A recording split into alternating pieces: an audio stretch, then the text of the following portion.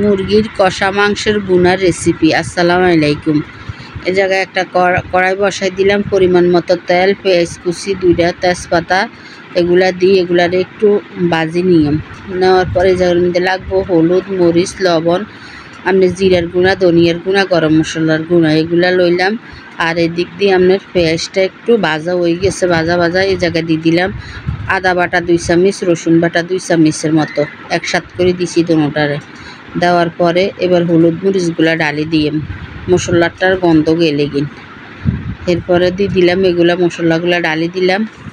দেওয়ার পরে এগুলারে ভালো করে কষাই নিয়ে এরপরে এই পর্যায়ে দিয়ে একটু সস, টমেটো সস, এগুলা ঘরে বানাই না, সস ফ্রিজে আসছিল তো এলে আপনার জাকায় দিতে হয়,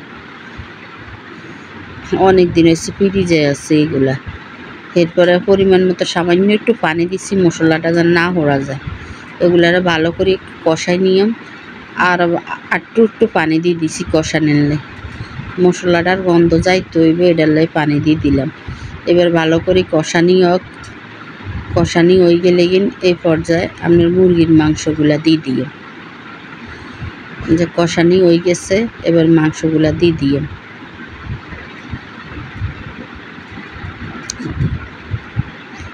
মাংসটা দেওয়ার পরে এগুলারে ভালো করে কষাই নিয়ে যত ছোট্ট করে ভিডিও করতে চাই আপনাগুলাই কিনলে অনেকে লং ভিডিও দেখে না, এলাই ছোটো করে টানি ছোটো করে দিতেছি।